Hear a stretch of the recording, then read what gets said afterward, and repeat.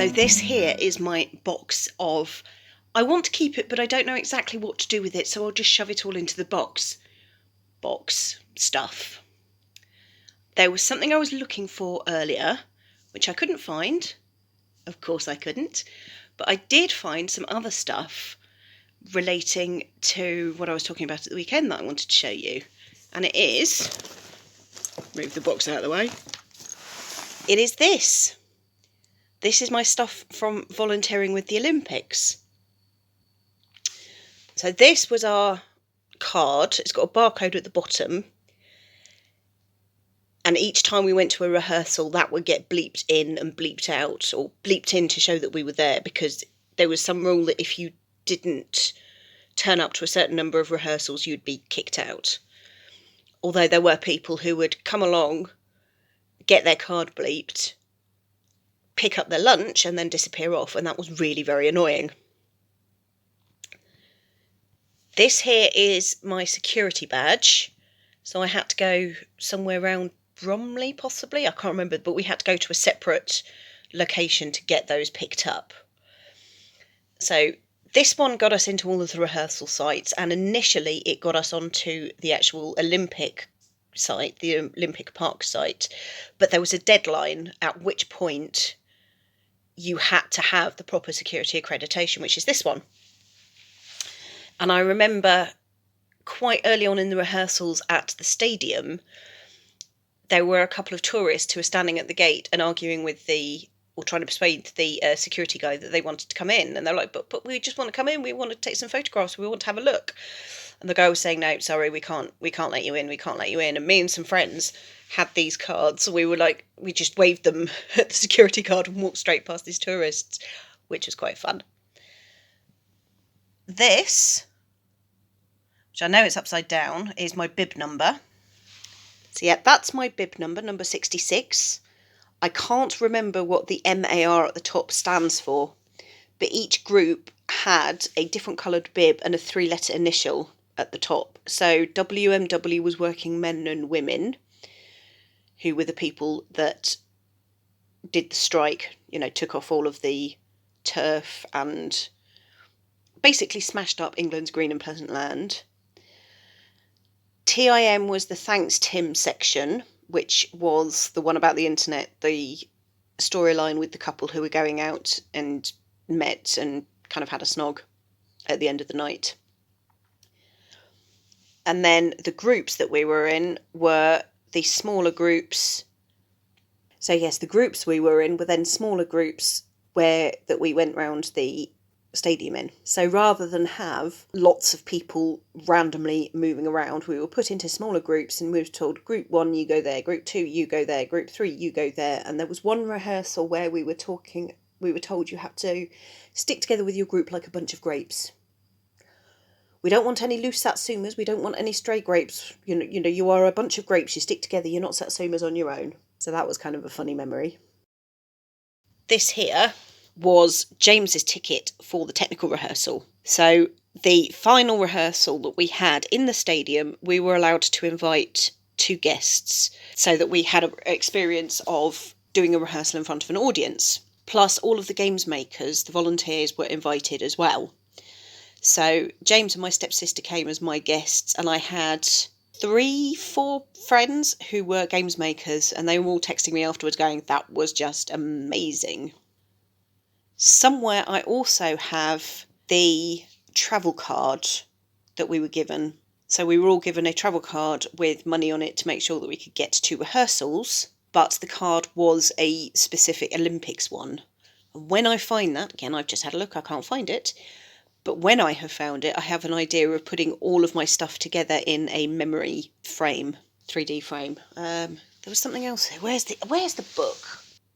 At some point after the Olympics, and I genuinely cannot remember when, Danny Boyle was doing a signing of a book he'd written, which is this one. It's a book all about his life, basically going through film by film.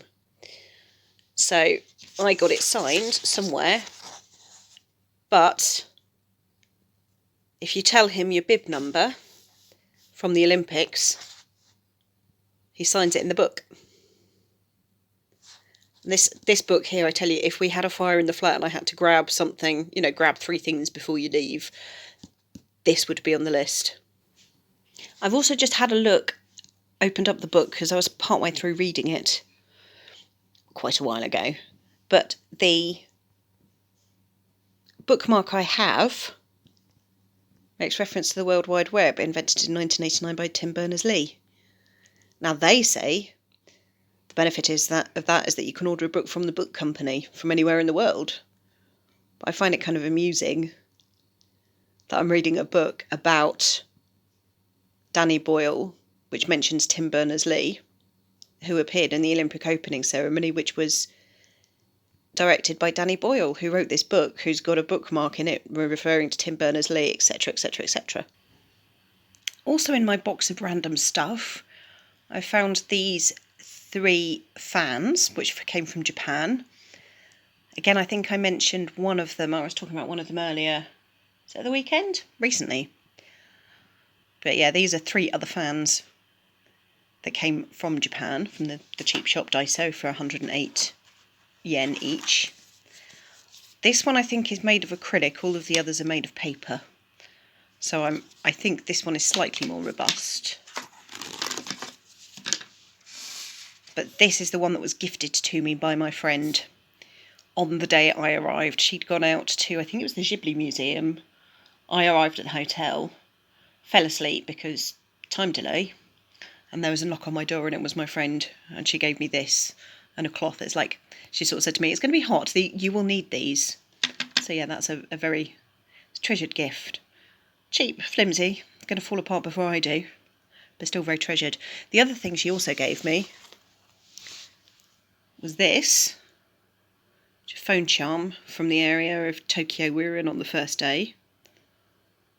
I think. Yeah, Ueno, I think, is the area of Japan that we were, Tokyo that we were in. And it's got a panda logo due to the zoo there, which we didn't go to. The other things I also found from that trip were my Japan Railway Pass. Really useful. You can't buy this in Japan. You have to buy it before you leave. But it's a way for foreign visitors to get cheaper rail journeys. I can't remember the exact details. I will find a link and put it below. But yeah, if ever you visit Japan, this is a really useful thing to know about. And the other thing I found was this, which was a card of phrases, just in case I needed them. Which I didn't because everybody spoke such good English. The only phrase I really used on a regular basis was arigatou gozaimasu, which means thank you. The third thing I found in my box of random stuff was this pink box. Now, last month I talked about doing the moonwalk as being the only marathon I've ever done, and this is the medal for it. That, I think, is the back, and that's the front, with the year I did it. 16th of May 2009. Dear goodness, was it that long ago. It's impossible to walk rapidly and be unhappy, Mother Teresa. Yeah, she's very clearly never walked through London in her underwear. Sit up. Sit up. So, earlier on today, the letterbox went. We had stuff coming through the letterbox. And I was on my way down to pick up the post and see what was there. And James came up and sort of looked at me slightly confused and said, "Did you order anything? Or were you expecting a parcel?" I was like, "Is that my J-Course order? Is that my haberdashery stuff?" He said, "Is it meant to rattle?" I was like, "It's haberdashery, I don't know." He goes, "Well, it's definitely rattling." So, is that all the zips? Bias binding, which is slightly thicker than I was expecting, but that's okay, I can work with it. And all of these colours, it's just, oh. Actually, I wonder, could you do that? What would happen, do you think, if you sewed all of the zips together, made a face mask, a zip face mask? No, don't think it's going to work. Probably not. I can't remember which zips are supposed to go on which bags. I thought I had bought 2 yellow zips. I haven't. I've only bought 1. this might be a substitute for a... Oh, no, actually, I think, if I remember correctly, there was only one yellow zip in stock. That's why I only have one, because there was only one in stock. That's what happened. I wanted 2 yellows, but I couldn't, so I got a yellow and a brown. This one is to go with the flowery fabric that I rescued from the bin, which I meant to have with me before pressing the record button, and I don't. I'll be back. So this is the fabric, which is a kind of reddy pink. It's not quite scarlet, but it's not really bright pink. This is the zip I got to go with it. So it's not quite the right shade. Close enough, because I don't want to buy any more zips. But it's, I thought that from the picture on the screen, I thought the zip was going to be a slightly more reddy than pinky. But that's fine. Doesn't matter. They're called dodgy for a reason. Also, there's one idea I have for that one. And also that bias binding. Actually, that's not a bad match. It's not perfect, admittedly, but it's not bad. I know, little things make me happy. Always take your happiness. If it's a little thing that makes you happy, grab it. Go for it. Take it. Do it. So I was hankering after a bit of chocolate, and I opened the next egg that we've got in the spare room, which is the Fruity Sundae. If you look at it from the front, I think it looks a bit like Beaker. Absolutely crazy hairstyle. Big mouth and no eyes. Me. That is one crazy as heck hairdo. Can we talk about this, please? The instructions on how to make a no-sew face mask on the government website. So basically, the instructions were to cut off a strip from the bottom of the t-shirt, cut out a rectangle from one side, cut this bit and this bit, which are the seams, and then open it out to make a face mask. As I mentioned yesterday, it does say on it that you should ideally use a small or an extra small t-shirt to make it. However, I am not an extra small person. I don't have children. I had to use what I had available, which is that. So yep, if you look at the shape from the top, it absolutely matches the picture on the government website. However, when I put it on, it's way too big. As in, it's the same height as my face and goes 1.5 times around my head. What they should have done, instead of taking all the measurements from this side, they should have taken all the measurements from this side, meaning that you could cut your mask to fit your face and have these bits here as the straps. The straps could be as long or as short as you liked. So yep, absolute fail for the government website instructions. You are not getting Garment of the Week with this one. Let's just leave it at that.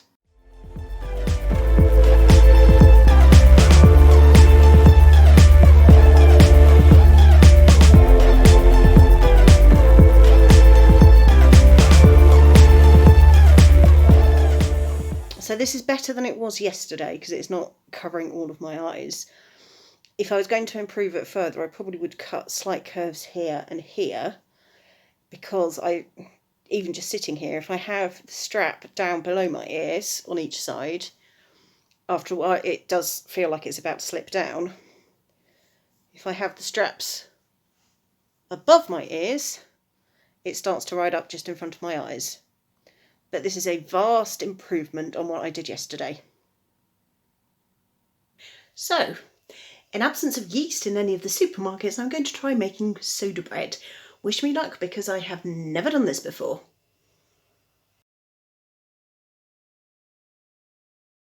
I'm giving up. If only we had something in the house which was used to keep things open at a certain pace and then hold them up for you. I mean, wouldn't that be a useful thing to have?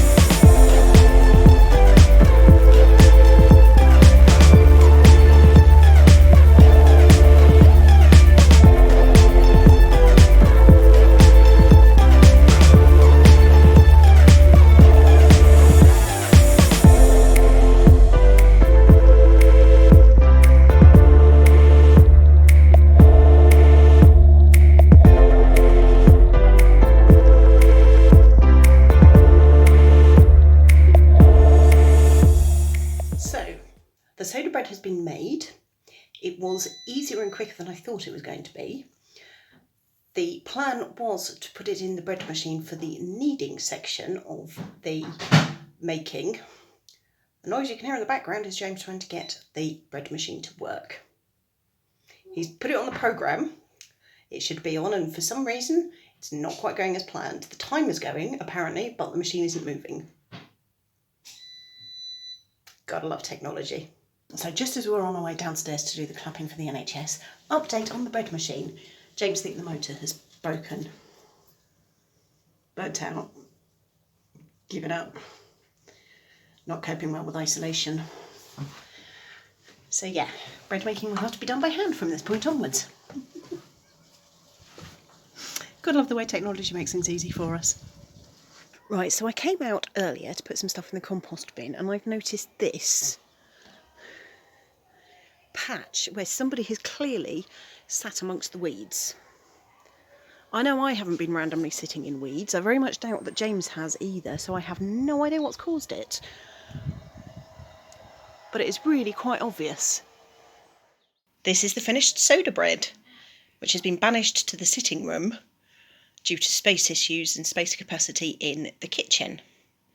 Actually upside down at the moment, because when we took it off the tray, it had a soggy bottom, and we don't have a cooling rack to put it on. The instructions actually say put it on a cooling rack. We don't have one. When it came out of the oven, James looked at it and said, "This isn't human." It's actually quite big. Probably without anything to scale. Hold on, actually. Right, that's the size of my hand. That's the size of the bread, just for a scale.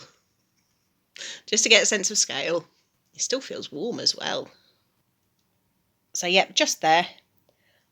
I took a bit off to try it, and it tastes like bread. It was slightly more salty than I was expecting. But yes, I can look at what we did or didn't do and change it next time round. I suspect I didn't knead it enough, so the ingredients weren't fully mixed together, but it's fine, it's bread. I did what I set out to do.